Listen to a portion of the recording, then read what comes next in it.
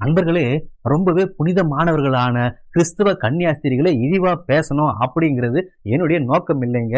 இதை நான் ஏன் இப்பவே சொல்றேன் அப்படின்னா, இந்த படத்துல வர்ற சில கன்னியாஸ்திரி கதாபாத்திரங்கள் சிற்றின்பத்துக்காக ஏங்கி தவிக்கிற மாதிரியும், சில கன்னியாஸ்திரிகள் சிற்றின்பத்திலே ஈடுபடுற மாதிரியும் நிறைய காட்சிகள் இருக்கு. ஆனா இந்த படம் உண்மை கதை இல்லைங்க, இது ஒரு கற்பனை கதை. அதாவது பொழுதுபோக்குக்காக எடுக்கப்பட்ட ஒரு சிற்றின்ப நகைச்சுவை திரைப்படம், அவ்வளவுதான். அதனால இது ஒரு திரைப்படமா மட்டும் பாருங்க. இந்த படம் ஆரம்பிச்ச உடனே ஒரு கிராமத்துல இருக்கக்கூடிய ஒரு கிறிஸ்தவ ஆசிரமத்தை காட்டுறாங்க. அந்த ஆசிரமத்துல நிறைய கன்னியாஸ்திரிகள் அங்கேயே தங்கி அந்த கடவுள் சேவை செஞ்சுக்கிட்டு இந்த கன்னியாஸ்திரியோட பயிற்சி எடுத்துக்கிட்டு இருக்காங்க. இந்த இருக்கிற அத்தனை கன்னியாஸ்திரிகளும் ஒரு தலைமையா இந்த பாதிரியார் இருக்காரு. இவர் தான் இங்க எல்லாரும் வழி நடத்துறாரு. இந்த கன்னியாஸ்திரிகளும் மூத்த கன்னியாஸ்திரி இருக்காங்க, இவங்க பேரு மரியா. இவங்க தான் இந்த ஆசிரமத்தோட கணக்கு வழக்கெல்லாம் பாக்குறாங்க. இப்ப காட்டக்கூடிய இந்த 3 கன்னியாஸ்திரிகள் தான் இந்த படத்துல கதாநாயகிகள். இவங்க பேரு அலெக்சாண்ட்ரா அண்ட் பெர்னாண்டா அண்ட் கெனிவா. இந்த 3 பேரும் நெருங்கிய தோழிகளா இருக்காங்க. முக்கியமான விஷயம் என்னன்னா, இந்த 3 பேருக்கும் ஆண்களை கண்டாலே சுத்தமா பிடிக்கல. உதாரணமா இந்த ஆசிரமத்துல ஒரு தோட்டக்காரன் வேலை செஞ்சுக்கிட்டு இருக்கான். இவங்க அந்த பக்கமா போறாங்க. அப்போ எதேச்சும் அந்த தோட்டக்காரன் இவங்களை பார்த்து குட் மார்னிங் சிஸ்டர் அப்படிங்கிறான். அதுக்கே இவங்க கோவப்பட்டு, டே எப்படா நீ எங்களுக்கு பார்த்து குட் மார்னிங் சொல்லலாம், எதுக்குள்ள எங்களுக்கு குட் மார்னிங் சொன்ன அப்படின்னு சொல்லி காய்ச்சி மூச்சுன்னு கத்தி அவனை வந்து கழுவி ஊத்துறாங்க. அதுக்கப்புறம் ஒரு நாள் அவன் குட் மார்னிங் கூட சொல்லல, அப்படி எதாச்சும் அவங்கள பார்த்து மெதுவா சிரிக்கிறான். அதுக்கே இவங்க டென்ஷன் ஆகி அவனை போட்டு அடிக்கிறாங்க. டே எதுக்குடா நீ எங்களை பார்த்து சிரிச்ச, ஏன்டா எங்களை பார்த்து சிரிச்ச, எங்களை பார்த்து அவனுக்கு எப்படா தெரியுது அப்படின்ட்டு அவனை அடி வெளுக்குறாங்க. உடனே இவன் நேரா போயிட்டு ஃபாதர் யார்கிட்ட கம்ப்ளைண்ட் பண்றான். ஃபாதர், இனிமே நான் ஒரு நிமிஷம் இங்க வேலை செய்ய மாட்டேன், நான் கிளம்புறேன், நீங்க செட்டில் பண்ணி அனுப்புங்க அப்படிங்கிறான். அந்த ஃபாதரே கெஞ்சுறாரு, ஏது பாருப்பா, வேலை விட்டு போயிடாதுப்பா, இந்த ஆசிரமத்தில் இருக்கக்கூடிய ஒரே ஆம்பளை நீ தான், நீ போயிட்டு அந்த வேலைலாம் யாருப்பா செய்யறது அப்படின்னா, அதெல்லாம் எனக்கு தெரியாது ஃபாதர், நான் இதுக்கப்புறம் இங்க இருக்க மாட்டேன். அவங்க என்ன கன்னியாஸ்திரியா, அவங்க முதல்ல அவங்க மனுஷங்களே இல்லை, ராட்சசிங்க, பிசாசுங்க, பேய்ங்க, இன்னும் கொஞ்ச நாள் அங்க இருந்துன்னா என்னை அடிச்ச கொன்றுவாளுங்க, நான் கிளம்புறேன், நாளை விடுங்க அப்படிங்கிற மாதிரி சொல்லிட்டு அவன் கோச்சின்னு போறான். இந்த பாதிரியார் ஏன் இவ்வளவு நேரம் இவன்கிட்ட கெஞ்சிட்டு இருந்தாரு அப்படின்னா, இந்த ஆசிரமத்துக்கு சொந்தமா நிறைய விளைநிலங்கள் இருக்கு, அதுல நிறைய காய்கறி பழங்கள்லாம் விளையுது. இந்த தோட்டக்காரன் தான் அதெல்லாம் கொண்டு போயிட்டு சந்தையில வித்துட்டு காசு ஆகிட்டு வருவான். அதே போல இந்த கன்னியாசிங்கெல்லாம் எல்லாருமா அந்த எம்ப்ராய்டரிங் போடுறாங்க, அதுதான் இவங்க அவங்களோட முழு நேரம் வேலையா இருக்காங்க. அதை போடுற எம்ப்ராய்டரிலாம் அவன் கொண்டு போயிட்டு இவங்க சந்தையில வித்துட்டு காசு ஆக்கிட்டு வரணும். இதெல்லாம் அந்த தோட்டக்காரன் தான் செஞ்சுட்டு இருந்தான். இப்போ அவன் இல்லாததுனால இந்த வேலையெல்லாம் நம்ம ஃபாதர் தான் செய்ய வேண்டியதா இருக்கு. அவரே வந்து சந்தைக்கு கொண்டு போய் எல்லாம் வித்துட்டு வர வேண்டியதா இருக்குது. ஏன்னா அதெல்லாம் வித்துட்டு வந்தாதான் இவங்களுக்கு சாப்பாடு, அதை வச்சுதான் வந்து இந்த ஆசிரமத்தை இவங்க நடத்துறாங்க. இப்போ அதெல்லாம் வித்துட்டு வரலாம் அப்படின்ட்டு இந்த ஃபாதர் யாரும் கிளம்ப பாக்குறாரு. ஆனா இந்த பெண்கள் 3 பேரும் பேருக்கு தான் ஆண்களை பிடிக்காத மாதிரி நடிக்கிறாங்களே தவிர உள்ளுக்குள்ள இவங்களுக்கு ஆண்களை ரொம்ப பிடிச்சிருக்கு. எப்படின்னு பார்த்தா, இந்த அலெக்சாண்டர்ன்ற பெண்ணை பார்க்கறதுக்கு அவங்க அப்பா வந்திருக்காரு. அவங்க அப்பாட்ட இந்த பெண் என்ன பேசுறா பாருங்க. அப்பா அப்பா, என்னை ஏம்பா கொண்டு வந்து விட்ட, முதல்ல என்னை வீட்டுக்கு கூட்டு போயிடுப்பா, எனக்கு இங்க இருக்கவே பிடிக்கலப்பா, நரகத்துல இருக்கிற மாதிரி இருக்குப்பா, தயவுசெய்து வீட்டுக்கு கூட்டு போப்பா, எனக்கு ஒரு நல்ல பையனா பார்த்து கல்யாணம் பண்ணி வைப்பா, நான் என் புருஷன் வீட்டுக்கு போயிட்டு மாமியார் வீட்டுல சந்தோஷமா வாழ்றேன்பா, என் புருஷனோட வாழ்க்கை வாழணும் ஆசையாகுதுப்பா, நிறைய புள்ள குட்டி பெத்துன்னு ஆசையாகுதுப்பா, உன் நிறைய பேரம் பேச்செல்லாம் பெத்துறம்பா, எனக்கு கல்யாணம் பண்ணி வைப்பா, எனக்கு வந்து கூட்டு போப்பா அப்படிங்கிற மாதிரிலாம் சொல்றாங்க. அதுக்கு இந்த அப்பா சொல்றாரு, ஐயோ என்னம்மா நீ இப்படிலாம் பேசுற, இந்த மாதிரிலாம் பேசாதம்மா, தெய்வ குத்தம் ஆயிடுமா, வாயில போட்டுக்குமா, நான் வந்து உனக்கு கடவுளுக்காக நேர்ந்து விட்டோமா, நீ ஒரு கடவுளோட குழந்தைமா நீ அப்படின்ற மாதிரிலாம் சொல்றாரு. ஆனா உண்மை அது இல்லை. இந்த மனுஷனுக்கு தான் பெண்ணுக்கு வந்து நிறைய வரதட்சணை போட்டு திருமணம் செஞ்சு வைக்கிறதுக்கு விருப்பம் இல்லை. தான் சொத்தெல்லாம் கரைஞ்சிரும் அப்படின்ட்டு வரதட்சணை கொடுத்து கல்யாணம் பண்ணாம இங்க கொண்டு விட்டாரு. ஆனாலும் இந்த இதெல்லாம் புரிஞ்சுக்கிட்ட அந்த பெண் என்ன சொல்றான்னா, அப்பா நீ எனக்கு வரதட்சணை கொடுக்காத, கல்யாணம் பண்ணாத, என்னை வீட்டுக்கு மட்டும் கூட்டு போ, நான் அங்க போயிட்டு எவனா காதலிச்சு வீட்டுன்னு ஓடி போயிடுறேன், உனக்கு வரதட்சணோட மிச்சம் ஆயிடும் அப்படிங்கிற மாதிரி சொல்லி பாக்குறாங்க. அப்போ அவங்க அப்பா ஒத்துக்க மாட்டேங்கிற, இல்லம்மா நீ வந்து தெய்வ குழந்தை, நீ கடவுளுக்காக நேர்ந்து விட்டப்பட்ட குழந்தை, நீ இங்கதாம்மா இருக்கணும் அப்படின்னு சொல்லி வாயில வடை சுட்டுட்டு அந்த பெண்ணை அங்கேயே விட்டு அவர் பாட்டு கிளம்பி போயிடுறாரு. இந்த பெண்ணு சிற்றின்பது ஏக்கத்திலே தான் அங்க வந்து வாழ்ந்துகிட்டு இருக்கா. இப்போ கட் பண்ணா அப்படியே பக்கத்து ஊர்ல காட்டுறாங்க. அங்க ஒரு குறுநில மன்னர், ஒரு ராஜா காட்டுறாங்க. அந்த ராஜா வீட்டுல டைனிங் டேபிள் உட்காந்து சாப்பிட்டுட்டு இருக்காரு. எதிர்த்தாப்புல அவங்க மனைவி ராணி உட்காந்து சாப்பிட்டுட்டு இருக்காங்க. இந்த ராணி இவங்க சாப்பாடு பரிமாறுற இந்த வேலைக்காரனை பார்த்து சைட் அடிக்கிறாங்க. அவனுக்கு வந்து கண்ணில் சிக்னல் கொடுக்குறாங்க, கஞ்சாடை காட்டுறாங்க ராஜாக்கு தெரியாம. அவனை இவங்களை பார்த்து சிரிக்கிறான். இப்போ அன்னைக்கு ராத்திரி இந்த ராணி இந்த வேலைக்காரனை கூப்பிட்டு உல்லாசம் அனுபவிச்சுட்டு இருக்காங்க. படுக்கல 2 பேரும் படு மூர்க்கமா சந்தோஷமா இருந்துகிட்டு இருக்காங்க. அப்போ அந்த பெட்ரூம்குள்ள ராஜா வர மாதிரி சத்தம் கேட்குது. உடனே பயந்து போன இந்த வேலைக்காரன் எகிரி குதிச்சு ஓடுறான். ஜன்னல் வழி எகிரி குதிச்சு ஓடுறான். அவன் ஒருத்தர் எகிரி குதிச்சு ஓடுறான்னு இந்த ராஜா கண்டுபிடிச்சு எட்டி பாக்குறாரு. அவன் முகத்தை பார்க்க முடியல. அவன் பின்னாடியே துரத்திட்டு ஓடுறாரு. இப்போ அவன் குடுகுடுன்னு ஓடி போயிட்டு எல்லா வேலைக்காரங்க படுத்துட்டு இருக்கிற அந்த இடத்துல போயிட்டு அவன் நடுவில் படுத்துறான். இப்ப பின்னாடியே துரத்திட்டு போற இந்த ராஜா என்னடா நிறைய பேர் படுத்துட்டு இருக்காங்களே, இதுல இவனை எப்படி கண்டுபிடிக்கிறது அப்படின்னு ஒரு யோசனை பண்றாரு. இப்போ தூங்கிக்கிட்டு எல்லாருடைய மார்பு மேலேயும் ஒரு கை வச்சு பாக்குறாரு. அதுல இப்ப ஓடி வந்தவனோட மார்பு தான் அந்த இதய துடிப்பு ரொம்ப வேகமா இருக்கு, ரொம்ப சூடா இருக்கு. அவன் வந்து நல்லா மூச்சு வாங்குது. அது இவன் தான் கண்டுபிடிச்சிடுறாரு. ஆனா இவனுக்கு இப்ப தண்டனை கொடுக்க தேவையில்ல. இப்ப ராத்திரியா இருக்கு, பொழுது வெடியட்டும், இவனுக்கு வச்சுக்கலாம் கச்சேரி, இவனுக்கு மரண தண்டனை கொடுத்துடலாம் அப்படின்னு யோசிக்கிறாரு. அது மட்டும் இல்லாம அவனுடைய முகத்தை வந்து இப்போ சரியா பார்க்க முடியல, இருட்டாகுது. ஆனா ஒரு அடையாளத்துக்காக ஒரு கத்திரி எடுத்து அவனோட தலைமுடி வந்து ஒரு ஒரு ஓரமா கொஞ்சம் வெட்டி எடுத்துடுறாரு. அவருடைய கதையை போனது. இப்ப இவன் என்ன பண்றான்னா, ராஜா தனக்கு எப்படி ஒரு ஓரமா தலையில முடி வெட்டி கட் பண்ணாரோ, அதே போல அவங்க தூங்கிக்கிட்டு இருக்க அத்தனை ஆண்களோட தலைமுடியை வந்து அவன் ஓரத்துல கட் பண்ணிடுறான். இப்ப மறுநாள் காலையில ராஜா வந்து பாக்குறாரு, எல்லாரோட தலையிலுமே அந்த முடி கொஞ்சம் ஓரமா கட் பண்ணப்பட்டிருக்கு. அதுல இதுல யாரு அந்த ராத்திரி வந்தவன், பெண்ணோட தன் ஒய்ஃபோட வந்து தப்பா இருந்தவன் அப்படின்ற மாதிரி அவளை கண்டுபிடிக்க முடியாம போயிடுது. அப்பாடா தப்பிச்சோண்டாப்பா அப்படின்னு நினைக்கிறான் ஹீரோ. ஆனா அது நிலைக்கல. அடுத்த 2 நாள்லயே மறுபடியும் ராணிக்கு வந்து ஆசை வருது இவன் மேல. மறுபடியும் கூப்பிடுறாங்க, வா நம்ம 2 பேரும் உல்லாசம் அனுபவிக்கலாம், வா என் கூட படுவா, என்ன செய்வா அப்படின்னு அடம் முடிக்கிறாங்க. இவன் பயப்படுறான், ஐயோ ராணி என்னை விட்டுருங்க, ராஜா பார்த்தா என்ன கொன்னே போட்டுருவாரு அப்படிங்கிறான். அவன் விட மாட்டேங்கிறான். இவனை வந்து பிடிச்சி பலாத்காரம் பண்ற மாதிரி இழுக்கிறாங்க. அதையெல்லாம் தூரத்துல இருந்து ஒரு மெத்த மேல இருந்து ராஜா பார்த்துடுறாரு. பார்த்துட்டு உடனே பக்கத்துல இருக்க காவலாளி சொல்றாரு, டே அவன் தாண்டா நான் தேடிக்கிட்டு இருக்காள், போய் தூக்கிட்டு வாடா அவனுக்கு நீ மரண தண்டனை கொடுத்துடலாம் அப்படின்னு. உடனே நம்ம ஹீரோ அங்க தப்பிச்சு ஓட ஆரம்பிக்கிறாரு. இந்த காவலாளி விரட்டுறாங்க. இப்போ அந்த ஊரெல்லாம் தாண்டி காட்டு வழியா ஓடி வந்துகிட்டு இருக்காரு. அங்க பார்த்தா நம்ம சர்ச்சு பாதிரியாரு ஃபுல் போதையில அந்த கழுத வண்டியெல்லாம் கீழே தள்ளி அதெல்லாம் முடியாம தள்ளாடிக்கிட்டு இருக்காரு. இப்போ நம்ம ஹீரோ போயிட்டு உதவி பண்ற அந்த வண்டியெல்லாம் வந்து அவரை நிமித்தி விட்டு அவரை உதவி பண்ணோன்னா நம்ம பாதிரியார் கேட்குறாரு, தம்பி நீ யாருப்பா என்னப்பான்னா. அப்பதான் நம்ம இவன் சொல்றான், ஐயா எனக்கு வந்து ஊரு பேர்லாம் எதுவும் கிடையாது, நான் வந்து ஒரு வழி போக்குன்னு ஒரு அனாதை, எனக்கு ஒரு வேளை சோறு போட்டா போதும், போய் தங்க இடம் கொடுத்தா போதும், நான் உங்க கூட வந்துடுவேன் அப்படிங்கிறான். சரி ஓகேப்பா வா அப்படின்ட்டு கூப்பிட்டு போறாரு. நம்ம பாதிரியாரும் இவனை கூப்பிட்டு போய் நல்லா எனக்கு சரக்குலாம் ஊற்றி கொடுக்குறாரு, சாப்பாடுலாம் போடுறாரு. எல்லாம் சரிப்பா, நீங்க தங்குறது எனக்கு எந்த ஒரு பிரச்சனையும் இல்லை. ஆனா இங்க ஒரு 3 பெண்ணுங்க இருக்காளுங்க, அவ்வளவு 3 பேரும் ரொம்ப அராத்து பிடிச்சவளுங்க. அவளுக்கு ஆம்பளை கண்டாலே பிடிக்காது, உன்னை இங்க தங்க விட மாட்டாளுங்க, உன்னை அடிச்ச விரட்டுருவாளுங்க. இப்ப அவங்க சமாளிக்கணும்னா எனக்கு ஒரு வழி தோணுது, அதை அப்படி செஞ்சாதான் முடியும் அப்படிங்கிறாரு. சொல்லுங்க ஃபாதர், நீங்க என்ன சொன்னா நான் செய்யறேன் அப்படின்னு. ஒன்றும் இல்லைப்பா, அவனுக்கு வந்து காது கேட்காது வாயும் பேசாதுன்னு சொல்லிடு, நான் வந்து அந்த மாதிரி சொல்லிதான் உன்னை வேலையில இங்க சேர்க்க போறேன். அப்பதான் உன்னை பார்த்து பரிதாபப்பட்டு அவளுங்க கூட வம்பு இழுக்காம உன்னை அமைதியா விட்டுருவாளுங்க, நீங்க நிம்மதியா வாழ முடியும் அப்படிங்கிறாரு. சரி ஃபாதர் அப்படின்னா. மறுநாள் காலையில இவரு இந்த கணக்கு வழக்கு பார்க்குற இந்த மரியா மேடத்தை கொண்டு போயிட்டு இவன் அறிமுகப்படுத்துறாரு. மேடம் இந்த பையன் பாவம், இவனுக்கு வந்து வாயும் பேச வராது, காதும் கேட்காது, நம்ம ஆசிரமத்தில் வேலை கொடுத்துருங்க, அதான் தோட்டக்காரன் வேலை போயிடுச்சு இல்லையா, அந்த வேலையை இவனுக்கு கொடுத்துருங்க, இவன் வந்து இருந்து செஞ்சுட்டு போட்டோம். ஆனால் அவங்களும் வந்து இவனுக்கு வேலை கொடுத்துட்றாங்க. இப்போ இவனும் போயிட்டு அந்த தோட்ட வேலையை செஞ்சுக்கிட்டு இருக்கான். அப்போ இவங்க வேலைக்கு வந்து தெரியாம அப்படி எதாச்சும் அந்த பக்கம் வர நம்ம கதாநாயகிகள் திடீர்னு இவனை பார்த்த உடனே சரியான கோபம் வர்றான். டேய் யாரா நீ, ஒரு ஆம்பளை எங்க ஆசிரமத்துக்குள்ள வந்த, எப்படா நீ வந்த, நீ என்ன கலவாணி பையனா, திருடிட்டு போக வந்தியா அப்படின்னு சொல்லிட்டு அவனை அடிக்க ஓடுறாங்க.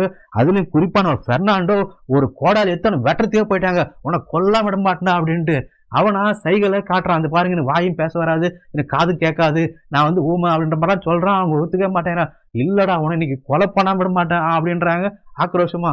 அதே சமயம் நம்ம இப்ப மரியா மேடம் ஓடி வராங்க, நிறுத்துங்கடி என்னடி பண்றீங்க, பாவண்டி அந்த பையனுக்கு காது கேட்காது வாயும் பேச வராது, அவனை போய் அண்டி தொந்தரவு பண்றீங்க, அவனை விடுங்கடி அப்படிங்கிற மாதிரிலாம் அந்த மரியா மேடம் சொன்னவனு தான் அமைதியா வராங்க.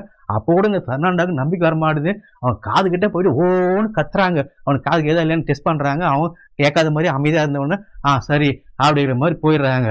இப்போ இவனை பார்த்த நம்ம கதாநாயகி அலெக்சாண்ட்ராவுக்கு ஒரு ஆசை வந்துருது, இவனை காதலிக்கலாம் அப்படிங்கிற மாதிரி இவங்க மேல ஒரு விருப்பப்படுறாங்க. அவங்ககிட்டே போயிட்டு சொல்றாங்க, எனக்கு வந்து உனக்கு ரொம்ப பிடிச்சிருக்கு அவனு. இவனுக்கும் நம்ம கதாநாயகி பிடிச்சிருக்கு அப்படி 2 பேரும் வந்து முத்தம் கொடுக்கலாம் அப்படி வர்றாங்க. டக்குன்னு கதாநாயகி சொல்றாங்க, இல்ல இன்னைக்கு வேணா, நாம வந்து நாளைக்கு என்னோட ரூமுக்கே வந்துரு, நம்ம அந்த இடத்துல உல்லாசமா இருக்கலாம் அப்படிமா கதாநாயகி சொன்னோன்னு அவன் சரி அப்படின்னுறான். இப்போ அன்னைக்கு ராத்திரி ஆகுது. நம்ம பெர்னாண்டோவோட தோழி ஒருத்தி பக்கத்து ஊர்ல இருந்து இந்த ஆசிரமத்துல இவங்க பார்க்க வர்றாங்க. வர்றவங்க சரக்கு எடுத்துட்டு வர்றாங்க. இப்போ அந்த சரக்கு வந்து நம்ம 3 கன்னியாசிரியும் தராங்க, கூட தோழியும் சேர்ந்து குடிக்கிறாங்க. இப்போ 4 பேரும் சேர்ந்து நல்லா சரக்கு அடிக்கிறாங்க, நல்லா ஸ்மோக் பண்றாங்க, எல்லாமே சந்தோஷமா பாட்டு பாடி டான்ஸ் ஆடிக்கிட்டு அவ்வளோ போதையில சந்தோஷமா இருக்காங்க. இதுல இந்த அலெக்சாண்ட்ரா வந்து முதல்ல மட்டையாயிடுறாங்க. அடுத்து இந்த புதுசா வந்த பெண்ணும் இந்த பெர்னாண்டோவும் 2 பேரும் சிற்றில் ஈடுபடுறாங்க, ஓரின சேர்க்கையில ஈடுபடுறாங்க. அதுக்கடுத்து பெர்னாண்டோ இங்க கூட இருக்கிற கெனிவாவை தனியா ரூமுக்கு கூப்பிட்டு போய் அவங்களோட வந்து ஓரின சேர்க்கையில் ஈடுபடுறாங்க, உல்லாசமா இருக்காங்க. இப்படி எல்லாம் முடிஞ்சதும் மறுநாள் காலையில பொழுது விடிஞ்சதும் இந்த புதுசா வந்த தோழியும் இந்த பெர்னாண்டாவும் வந்து தனியா ஒரு காட்டுக்குள்ள போறாங்க. இதை வந்து நம்ம கெனிவா வந்து பாக்குறாங்க, இவங்க எங்க போறாங்க அப்படிங்கிற மாதிரி வந்து அவங்க பின்னாடியே ஃபாலோ பண்ணி போய் பார்த்தா இவங்க ஒரு மூலிகையை பறிக்கிறாங்க. அதை பறிச்சு ஒரு கஷாயம் மாதிரி கொதிக்க வச்சு ஒரு மருந்து தயாரிக்கிறாங்க. என்னன்னா அது வந்து ஆண்களை வசியப்படுத்தக்கூடிய மருந்து. அந்த மருந்தை பயன்படுத்திக்கிட்ட எந்த ஒரு ஆண்களும் அவங்களுக்கு வசியம் ஆயிடுவாங்க, அவங்கள பிடிச்சி சிற்றின்மை செய்வாங்க. அப்படி ஒரு மருந்தை தயாரித்து அதை வந்து தான் கண்ணில் விட்டுக்கிறாங்க பெர்னாண்டோ. விட்டுக்கிட்டு அப்படியே இப்போ நேராக இவன் தங்கியிருக்கிற அந்த புதுசாக அந்த தோட்டக்காரர் தங்கியிருக்கிற அந்த ரூமுக்கு வர்றாங்க. அவன் வந்து இப்போ உள்ளே போயிட்டு அவனை கத்தியை காமிச்சு மிரட்டி பெர்னாண்டாவும் நம்ம கூட புதுசாக அந்த தோழியும் 2 பேரும் அந்த இவன் நம்ம தோட்டக்காரனை கதற கதற வந்து சீரழிக்கிறாங்க. அவனை பிடிச்சி இவங்க பாலியல் பலாத்காரம் பண்ணுறாங்க. இதையெல்லாம் கெனிவா வந்து வெளியே இருந்து அவங்க எட்டி பார்த்துக்கிட்டு இருக்காங்க. என்ன நடக்குது அப்படிங்கிற மாதிரி அவன் இதை பார்த்துட்டு தான் இருக்கான். அவங்க வெள்ளம் இவனை பிடிச்சி பலாத்காரம் பண்ணிட்டு வெளியே வந்தோன்னா கெனிவா கேட்குறேன், ஏன் என்னடி பண்ணீங்கன்னா, ஆமாம் நாங்கள் இது மாதிரி ஒரு மூலிகை தயாரித்தோம், அது அந்த மருந்தை வந்து அவனை வசியம் பண்ணி அவனோட உல்லாசம் அனுபவிச்சுட்டு வந்தோம் அப்படிங்கிறாங்க. இதை பார்த்தோன்னு இவங்களுக்கு பொறாமையாவது கெனிவாக்கு. அடடா இவளுங்களாம் வந்து அவன் அனுபவிக்கிறான்ல, அப்போ நம்ம மட்டும் இழிச்சவாயா, நம்மளும் வந்து இவனை அனுபவிக்கணும் அப்படின்ற மாதிரி அவங்க பிளான்ல இருக்காங்க. அடுத்த நாள் ஹீரோ நம்ம காதலியான அலெக்சாண்ட்ராவை பார்க்கறதுக்கு அவளோட ரூம்ல அந்த ஜன்னல் வழியா எகிரி குதிச்சு உள்ள போறான். இப்போ ஹீரோவும் அலெக்சாண்ட்ராவும் சிற்றின்பத்துல ஈடுபட ஆரம்பிக்கிறாங்க. அவ்வளோ படு மூர்க்கமா, அவ்வளோ உற்சாகமா, உல்லாசமா அந்த சிற்றின்பம் செஞ்சுக்கிட்டு இருக்காங்க. அப்போ அந்த ரூமுக்குள்ள ஒரு வயசான இந்த கன்னியாஸ்திரி வர்றாங்க. இவங்களுக்கு கண்ணும் கேட்கல, காதும் கேட்கல, அதை இவங்க பார்க்கவும் இல்லை. அது இவங்க ஒரு வாரத்துல இவங்க சிற்றின்பம் அனுபவிச்சுட்டு இருக்காங்க. இவங்க பாட்டு அந்த நேரம் கன்னியாஸ்திரி உள்ள வந்து அது எம்ப்ராய்டரிங் போட ஆரம்பிச்சிடுறாங்க. அப்போ திடீர்னு ஹீரோ வந்து அந்த வயசான கன்னியாஸ்திரியை பார்த்துடுறான். அவங்க உள்ள வந்துட்டாங்க பாரு அப்படின்னு டக்குன்னு அவனை தள்ளி விடுறாங்க. இவன் போயிட்டு அந்த கட்டிலுக்கு கீழே ஒளிஞ்சிக்கிறான். அதே சமயம் அந்த ஆசிரமத்துக்கு ஒரு பெரிய தேவாலயத்துல இருந்து ஒரு பிஷப், ஒரு பெரிய ஃபாதரியார் வந்து ஒரு செக்அப் வர்றாரு. அதாவது இந்த ஆசிரமத்தை சரியா நடத்துறாங்களா, இங்க கணக்கு வழக்கெல்லாம் கரெக்டா இருக்கா, செக்அப் பண்றதுக்காக வந்திருக்காரு. அப்போ நம்ம ஃபாதரியாரும் அண்ட் மரியா மேடமும் வந்து அவரை ஒரு கன்னியாஸ்திரியும் கூட்டு போய் அறிமுகப்படுத்துறாங்க. ஒரு ரூமா கூட்டு போய் காட்டிட்டு இருக்காங்க அந்த பிஷப் கிட்ட. அப்போ நம்ம அலெக்சாண்டா ரூமுக்கும் வர்றாங்க. அந்த நேரம் பார்த்து இவன் கட்டில் கடையில ஒழிஞ்சிக்கிட்டு இருக்கான். மரியா மேடம் அலெக்சாண்டரா காட்டி பெருமையா வந்து அறிமுகப்படுத்துறாங்க. சார், இந்த ஆசிரமத்தில் இருக்கக்கூடியதே இந்த கன்னியாஸ்திரி தான் ரொம்ப சிறந்த பெண்ணு, ரொம்ப ஒழுக்கமான பெண்ணு, குனிஞ்சத்தலை நிமிராத பெண்ணு, ஆண்களை வந்து பிடிக்காத பெண்ணு, அவ்வளோ நல்ல பெண்ணு அப்படிங்கிற மாதிரிலாம் வந்து அந்த பெண்ணை பற்றி ரொம்ப சிலாகிச்சு பேசிக்கிட்டு இருக்காங்க. ஆனால் பார்த்தா இவங்க தான் காதலனை கட்டில் கடையில் ஒளி வச்சிருக்காங்க. ஒரு வழி அவங்க பேசிட்டு வெளியே போனது நம்ம ஹீரோ வந்து எப்படியும் அங்கிருந்து தப்பிச்சு வெளியே போயிடுறான். இப்போ நம்ம கெனிவாக்கு ஆசை வருது, என்னடா இது, நம்ம தோழிங்க எல்லாருமே போயிட்டு அந்த தோட்டக்காரனோட சிற்றின்பம் அனுபவிக்கிறாளுங்க, இப்போ நம்ம மட்டும் என்ன இழிச்சவாயா, நம்மளும் அவனோட போய் அனுபவிக்கணும், ஃபர்ஸ்ட் அதுக்கு வசியம் பண்ணல அவனை அப்படின்ட்டு அன்னைக்கு இப்போ இவங்க போய் பண்ணாங்க இல்லையா, பெர்னாண்டோ அந்த தோழியும் போயிட்டு அந்த மூலிகை வந்து இவன் போய் தயார் பண்றா. ஆனா இவளுக்கு அளவு தெரியல எவ்வளோ வந்து அதை பயன்படுத்தணும்ட்டு. அதை வந்து கொஞ்சமா கண்ணில் விட்டுக்கிட்டு அவன் கையில ரத்தத்தை லைட்டா பூசிக்கணும். ஆனா இந்த பெண்ணு அளவு தெரியாம அதிகமா அதை தயாரிச்சு அதை வந்து கண்ணில் விட்டுக்காம அப்படியே பாயசம் மாதிரி வாயில எடுத்து குடிச்சிடுறாங்க. அது மட்டும் இல்லாம ரத்தத்தை கொஞ்சமா பூசாம நல்லா பவுடர் மாதிரி பூசிக்கிட்டு அங்கிருந்து கிளம்பி இவனை இது பண்ணலாம் அப்படின்னு இவனோட ரூமுக்கு தேடி வந்துகிட்டு இருக்காங்க. அதே சமயம் நம்ம கதாநாயகி இந்த காதலங்கிட்ட போய் சண்டை போடுறான். ஏன்னா அவளுக்கு தெரிஞ்சு போச்சு இவன் ஊமை இல்லைன்ட்டு. ஏன்னா இவன் ரூமுக்குள்ள இருக்கும்போது அந்த கன்னியாஸ்திரி வரும்போது அவன் சொல்லியிருப்பான், கத்திருப்பான், அவன் வந்துட்டாங்க பாரு அப்படின்னு பார்த்துப்பான். அப்போ கேட்க முடியாம இப்போ வந்து கேட்குற, அப்போ உனக்கு பேச வருமா, வாய் வருமா, உனக்கு காது கேட்குமா, அப்போ ஏன் எடுத்துலாம் மறைச்சிட்டு இருந்த அப்படின்ட்டு தான் காதலங்கிட்ட இந்த அலெக்சாண்டரா சண்டை போட்டுக்கிட்டு இருக்க. அந்த நேரம் பார்த்து அந்த ரூமுக்குள்ள வர்றா கெனிவா. அவளை பார்த்தோன்னா அலெக்சாண்டரா ஓடி போயிட்டு ஒரு ஒதுக்குப்புறமான இடத்துல ஒளிஞ்சிக்கிறா. இவன் வந்து அப்படியே தூங்குற மாதிரி நடிக்கிறான் நம்ம ஹீரோ. நம்ம கெனிவா போயிட்டு இந்த அந்த இது வந்து ஓவர் டோஸ் ஆயிடுச்சு, நிறைய சாப்பிட்டதுனால மாதிரி போதை மாதிரி ஆகிட்டு இவனை வந்து போய் பலாத்காரம் பண்ணலாம் அவன்ட்டு அவன் மாதிரி படுத்து அவனை பலாத்காரம் பண்ண முயற்சி பண்றான் கெனிவா. ஆனா நம்ம ஹீரோ வந்து அவனை தள்ளி விடுறான். என்னடா இது, நம்ம இந்த மருந்து வேலை செய்யலையா அப்படின்ற மாதிரிலாம் அவன் கெனிவா யோசிச்சுட்டே இருக்கும்போது அந்த ரூமுக்குள்ள இன்னும் வேற யாரும் வர மாதிரி தெரியுது. டக்குன்னு கெனிவா ஓடி போய் ஒளியலான்னு போறாங்க. பார்த்தா ஏற்கனவே அங்க நம்ம அலெக்சாண்டரா ஒழிச்சிட்டு இருக்காங்க. இப்போ இவங்க 2 பேரும் திருதுன்னு பார்த்து முழிக்கிறாங்க. இவன் மறுபடியும் தூங்குற மாதிரி நடிக்கிறான். இப்போ வந்தது வேற யாரும் இல்ல, பெர்னாண்டோ வந்திருக்காங்க. அவங்க வந்து என்ன பண்றாங்க, ஒரு கயிறு எடுத்து இவன் ஹீரோவோட கையை 2 கட்டிட்டு அவன் கண்ணில் ஒரு கருப்பு துணி கட்டி அந்த கயிறை கட்டி அவனை தரதர இழுத்துட்டு போறாங்க. இப்போ இவங்களை வந்து அலெக்சாண்டராவும் கெனிவாவும் பின்னாடியே ஃபாலோ பண்ணிட்டு போறாங்க. இந்த பெர்னாண்டோ இந்த ஹீரோ வந்து அப்படியே இழுத்துக்கிட்டு நடு காட்டுக்கு போறாங்க. ராத்திரி ஆயிடுது. பார்த்தா அங்க ஒரு சடங்கு மாதிரி நடந்துகிட்டு இருக்காங்க. நிறைய பெண்கள் இருக்காங்க, எல்லாம் பிறந்த மேனியா இருக்காங்க. அங்க அந்த சடங்கு கிட்ட இவனை இழுத்துட்டு போயிட்டு மல்லாக்கா படுக்க வச்சு இவன் மேல வந்து அவங்க படுத்து அவங்க வந்து இவனோட சிற்றின்பம் அனுபவிச்சு ஒரு கருவுறுதல் ஒரு சடங்கு, அதாவது சாத்தான வழிபடப்படக்கூடிய ஒரு சடங்கு மாதிரி இருக்குது. அந்த மாதிரி பெண்கள்லாம் அங்க இருக்காங்க, எல்லாமே பிறந்த மேனியா இருக்காங்க. அந்த சடங்குல இவனை வந்து அந்த சம்பவம் பண்ணிட்டு அப்படியே அவனை கொலை பண்றது, இவனை வந்து இவனோட வந்து உல்லாசமா இருந்துட்டு அவனை வந்து பலி கொடுக்கறது தான் அந்த சடங்கு. அதுக்காக தான் அவனை வச்சிருக்காங்க. இதையெல்லாம் பார்த்துட்டு இப்போ உடனே இவங்க போயிட்டு அதை உள்ள பிரச்சனை பண்றாங்க நம்ம கெனிவா. அதெல்லாம் இப்போ எல்லாம் சதுரி ஓடும் போது அவனை அடிச்சுட்டு நம்ம ஹீரோவை வந்து இவன் காப்பாத்திடுறாங்க.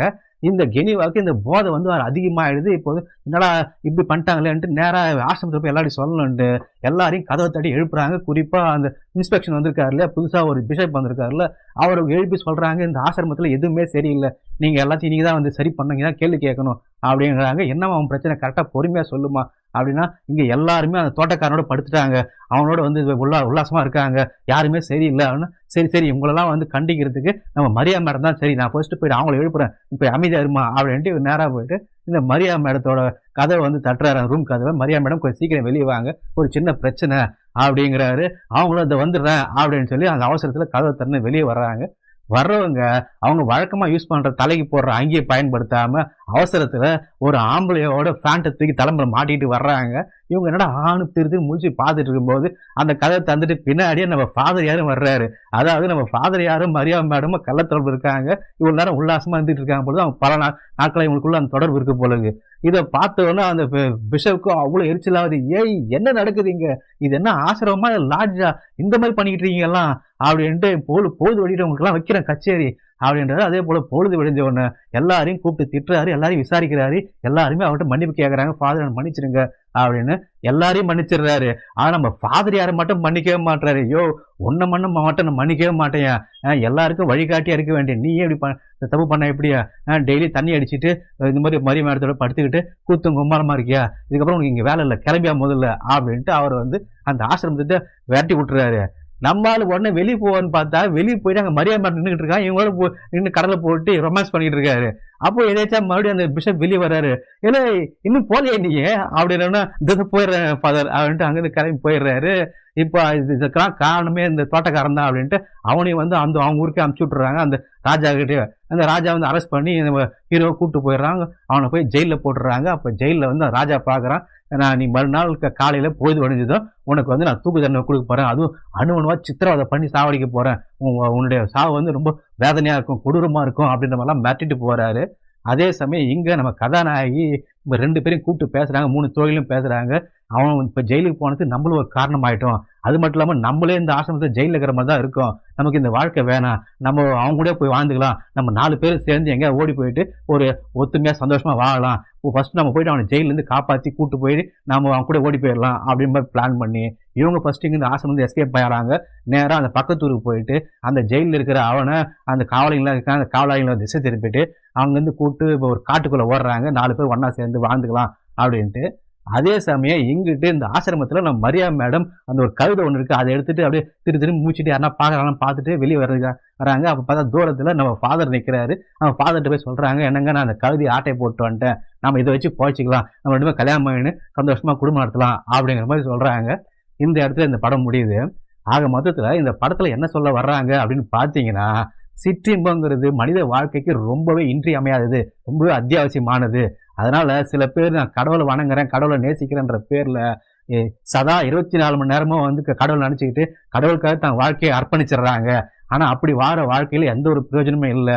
ஒரு உண்மையான மனித வாழ்க்கை எப்போ முழுமையடைனா அவன் வந்து நல்ல ஒரு திருமணம் செஞ்சுக்கிட்டு குழந்தை குட்டியை பெற்றுக்கிட்டு சிற்றின்பம் அனுபவிச்சுக்கிட்டு நல்லது கெட்டதை பார்த்துக்கிட்டு அவர் குடும்பம் நடத்தும் போது தான் அந்த மனித வாழ்க்கை முழுமையடையுது. அதனால வந்து கடவுளை வணங்குங்க, தவறு இல்லை. அதுக்காக 24 மணி நேரமும் கடவுளை நினைச்சிட்டு கடவுளுக்காக வாழ்க்கை அர்ப்பணிக்கிறதுல எந்த பலனும் இல்லை அப்படிங்கிறத அந்த படத்துல சொல்ல வர கருத்துங்க. இந்த படம் உங்களுக்கு பிடிச்சிருந்தா, என்னுடைய கதை விளக்கம் உங்களுக்கு பிடிச்சிருந்தா, இது போல வித்தியாசமான படங்களோட கதைகளை நீங்க தெரிஞ்சுக்க விரும்பினா, குறிப்பா உண்மை சம்பவங்களை தழுவி எடுக்கப்பட்ட படங்களோட கதைகளாக நீங்க தெரிஞ்சுக்க விருப்பப்பட்ட இப்பவே நம்முடைய இந்த சேனலை சப்ஸ்கிரைப் செய்து பக்கத்தில் இருக்கிற பெல் பட்டனையும் ஆன் செய்து வச்சுக்கோங்க.